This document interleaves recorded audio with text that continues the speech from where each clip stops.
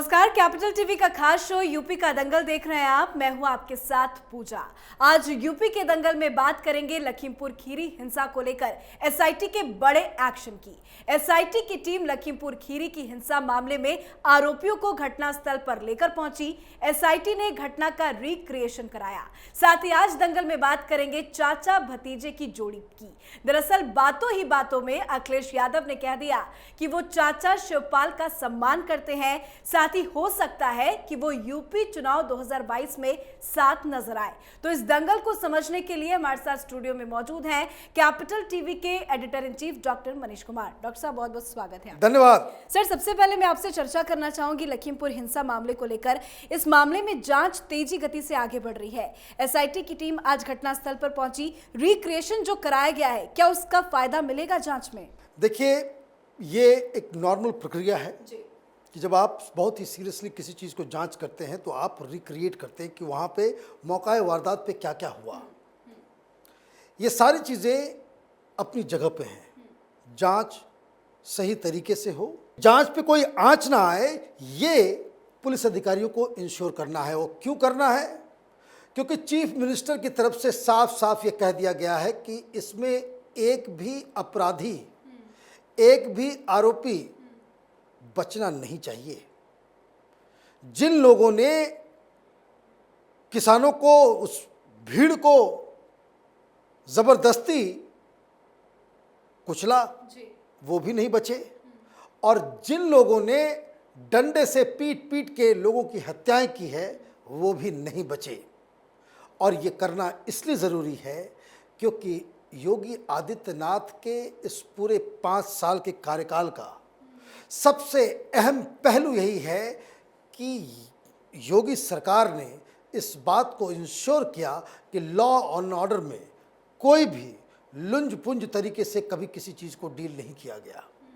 जिन लोगों ने कानून तोड़ा, उसके घर को तोड़ा गया, उसके गुमान को तोड़ा गया, उसके हेकड़े को तोड़ा गया। ये अब तक का सबसे प्लस पॉइंट है। हम लोग अलग अलग जगहों पे गए, अभी यूपी के अंदर बनारस हम लोग साथ गए थे। वहाँ लोग एक स्वर में यही बात कह रहे कि भाई सेफ फील करते हैं। लॉ एंड ऑर्डर जो है वो पहले से बहुत बेहतर हो गया है। तो कोई भी पार्टी सरकार में हो, उसका जो सबसे बड़ा प्लस पॉइंट है, क्या वो अपने हाथ से लूज करेगी? नहीं करेगी। और इसलिए ये जो तमाम राजनीति हो रही है, ये लखीमपुर खीरी का जो एपिसोड है, वो विपक्षी इसे एक राजनीतिक मुद्दा न बना सके, इसके लिए भारतीय जनता पार्टी बिल्कुल सही रास्ते पे वो चल रही है, ताकि आगे चल कर के इस पूरी जांच के ऊपर, सारी चीज़ों के ऊपर कहीं कोई उंगली ना उठा सके। लेकिन साथ ही साथ, क्योंकि ये राजनीति, लखीमपुर बहुत बड़ी घटना मीडिया ने इसे बना दिया। लिंचिंग तो राजस्थान में भी किसानों की हुई, डंडे से दौड़ा दौड़ा करके मारा गया, लेकिन मीडिया उसे नदारद कर रही है। क्यों? वहाँ पे राजस्थान में चुनाव नहीं है, वहाँ पे भारतीय जनता पार्टी की सरकार नहीं है, इसलिए आप जो है वो लिंचिंग का मतलब वहीं, हिंदुस्तान में लिंचिंग वहीं होगा जहाँ भारतीय जनता पार्टी की सरकार हो। और जहाँ कहीं भी बीजेपी की सरकार नहीं है, वहाँ पे मुसलमान को मार दो, दलित को मार दो, महिलाओं को मार दो, गैंग रेप कर दो, कोई फर्क नहीं पड़ता। इतनी मोटी चमड़ी है दिल्ली में बैठे लुटियन पत्रकारों की। तो खैर, उनको मुबारकबाद, लेकिन भारतीय जनता पार्टी ऐसे नहीं छोड़ने वाली।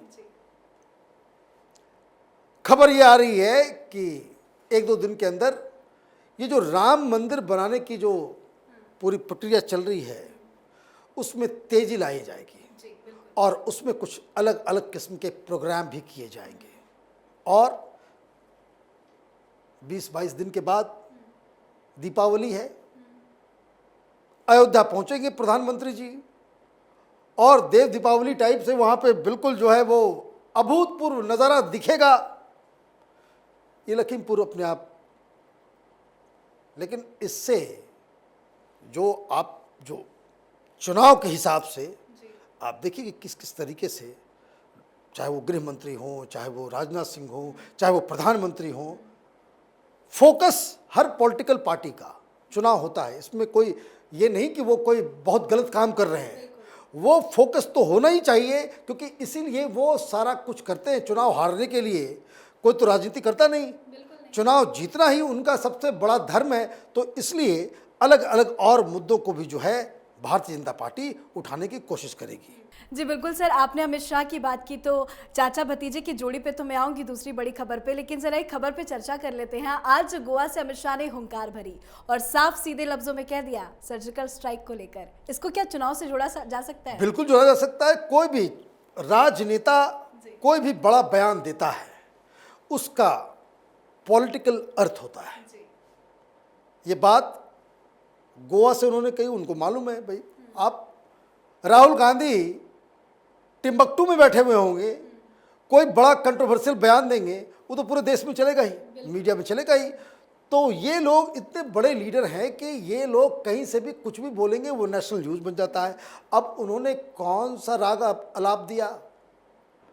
उन्होंने कह दिया कि भाई पाकिस्तान जो है वो सुधर के रहे, अगर फिर से वो टेररिस्ट भेजने की कोशिश करेगा तो हम फिर से सर्जिकल स्ट्राइक करेंगे। गृह मंत्री हैं भाई, उनकी बातों में वजन है, उनके हर बयान का मतलब सरकार का बयान है। और गृह मंत्री ये कह रहे हैं पाकिस्तान के ऊपर जो है फिर से हम सर्जिकल स्ट्राइक करेंगे। आधे पॉलिटिकल पार्टी जो चुनाव में अभी बिजी हैं, चाहे कांग्रेस पार्टी, समाजवादी पार्टी, मायावती, आम आदमी पार्टी, इनके प्राण सूख गए होंगे कि भाई कहीं ऐसा तो नहीं कि अभी जिस तरीके से वहाँ पे सिखों और हिंदुओं के खिलाफ कार्रवाई कर रहे हैं ये पाकिस्तानी आतंकी कश्मीर में, कहीं इसके आधार पे कि चूंकि पाकिस्तान से आतंकी आ रहे हैं, बड़ी बड़ी मीटिंग्स भी हो रही हैं, सरकार ने ऐलान कर दिया है कि बिल्कुल ऑपरेशन यमराज की तरह जो है वहाँ पे आतंकियों को खत्म किया जाएगा। फिर से कहीं बॉर्डर क्रॉस करके सर्जिकल स्ट्राइक कर दे, एयर स्ट्राइक कर दे मोदी सरकार, तब तो खेल इनका खराब हो जाएगा, फिर तो ये कहीं के नहीं रहेंगे। तो ये बार बार इस चीज़ को समझना जरूरी है कि भारतीय जनता पार्टी के तर्कश में कई सारे तीर हैं, और ये जो तीर एक एक आदमी कहीं कहीं से मारेगा और चुनाव में इसका असर होगा। क्योंकि आप देखिए जैसे सर्जिकल स्ट्राइक का नाम आता है, हिंदुस्तान में कौन ऐसा आदमी नहीं होगा हिंदुस्तान में जो इस बात से खुश होगा कि पाकिस्तान को घुस के मारा जाए। अब जो नहीं खुश होगा तो आप समझ लीजिए कि वो देशभक्त तो नहीं हो सकता। तो ये एक अलग किस्म की राजनीति अभी चल रही है कि चूंकि अभी लखीमपुर को लेकर के भारतीय जनता पार्टी थोड़ी बैकफुट पे आई, लेकिन कैसे इस चीज़ को काउंटर बैलेंस करना है उसी की कवायद चल रही है। पहले तो बिना बताए कर दिया था, अब खुले में ऐलान की बात कर रहे हैं, तो कहीं ना कहीं लोगों के अंदर डर हो गया है। खैर, अब जरा शिवपाल यादव और अखिलेश यादव पे आ जाते हैं। अखिलेश यादव ने बातों ही बातों में कह दिया है कि 2022 में शिवपाल के साथ वो जा सकते हैं, वो अपने चाचा का सम्मान करते हैं। अचानक अखिलेश यादव के सुर क्यों बदले बदले नजर आ रहे हैं? देखिए, अखिलेश यादव ये अच्छी तरह से जानते हैं कि भारतीय जनता पार्टी के माइट से, उसकी ताकत से वो अकेले नहीं लड़ सकते। दूसरी बात, समाजवादी पार्टी भी एक बहुत ही स्ट्रांग पार्टी है। ऐसा नहीं है कि वो आम आदमी पार्टी की तरह कोई 12th प्लेयर है, बहुत ही सशक्त पार्टी है, ग्राउंड में उनके लोग भी हैं। लेकिन अभी वो उनका विजय रथ यात्रा शुरू हुआ, अब मालूम चले कि वो रथ यात्रा कर रहे हैं जो कल तक मुलायम सिंह यादव के साथ थे, उनकी यात्रा का विरोध करने में लग गए, क्योंकि बहुत सारे लोग चाचा शिवपाल के पास भी हैं। दूसरी दिक्कत यह है कि कोई बड़ा अलायंस नहीं हुआ है। समाजवादी पार्टी बार बार इस चीज़ का ऐलान कर रही है कि हम बड़ी पार्टियों मतलब कांग्रेस या मायावती के साथ गठबंधन नहीं करेंगे, हम छोटी पार्टियों के साथ गठबंधन करेंगे। तो बहुत सारी छोटी पार्टियां हैं जो किसी 4 डिस्ट्रिक्ट 5 डिस्ट्रिक्ट उसमें उनका अच्छा खासा होल्ड है। तो ये एक स्ट्रेटजी समाजवादी पार्टी की है कि छोटे छोटे पार्टियों के साथ हम अलायंस करके आगे बढ़ेंगे। उसमें छोटी पार्टी तो इनकी भी है। दूसरा कि एक जिसको कह सकते हैं कि इनकी अपनी पार्टी, अपना काडर, अपना सब कुछ वो एक टीम की तरह नजर आए, तब तो ये बीजेपी को चैलेंज दे सकेंगे। और ये जो रियलाइजेशन है कि चूंकि अभी देखिए बार बार लगातार क्या दुविधा हो जाती है, बार बार लगातार शिवपाल ये कह रहे हैं कि हम अपने भतीजे के फ़ोन का इंतज़ार कर रहे हैं, वो जब हमको बुलाएगा मैं चला जाऊंगा। भतीजा है कि मान नहीं रहा, फ़ोन कर नहीं रहा।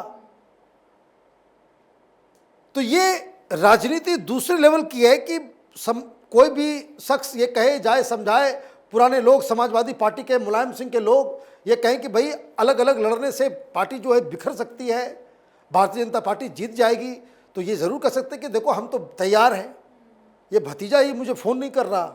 तो ये अब तक रसाकसी चल रही है। लेकिन जो लोग समाजवादी पार्टी को अंदर से जानते हैं वो बताते हैं कि जो रिप्रोचमेंट है, माने मिलान, वो बड़ा डिफ़िकल्ट है। रिश्ते इतने ख़राब हो गए, इतना ज़्यादा उसमें अंतर आ गया कि वो वापस उस तरह से तो नहीं बन सकता। लेकिन फिर भी ठीक है कि अगर समाजवादी पार्टी, अखिलेश यादव को ये लगता है कि भाई चाचा के साथ मिलने से ज़रूर शक्ति बढ़ेगी और समाजवादी पार्टी के काडर्स का जो है वो उससे अचानक, आप अगर ये दोनों मिल जाते हैं, यकीन मानिए कि समाजवादी पार्टी का जो ज़मीनी कार्यकर्ता है उसको एक नई ऊर्जा मिलेगी, उसका ताकत बढ़ेगा। तो ये सारी चीज़ें हैं। चुनाव से पहले हर पार्टी अपने हिसाब से अपने संगठन को मजबूत करना चाहती है। अखिलेश यादव कर रहे हैं, उनको मुबारकबाद। लेकिन बीजेपी का इतना खौफ है कि महागठबंधन की तैयारी चल रही है सर। राइट। चलिए, बहुत बहुत शुक्रिया सर बातचीत करने। धन्यवाद। तो चुनाव नजदीक है, सवाल कई हैं, हर पार्टी अपनी अपनी छवि चमकाने की कोशिश कर रही है, पर देखना होगा किसमें कितना है दम, कौन होगा इस दंगल का राजा, कौन होगा इस दंगल में फेल। यूपी चुनाव पर कैपिटल टीवी की नजर बनी हुई है, देखते रहिए कैपिटल टीवी। और उत्तर प्रदेश से जुड़ी तमाम खबरों के लिए देखते रहिए कैपिटल टीवी का ही channel, capital TV Uttar Pradesh. नमस्कार।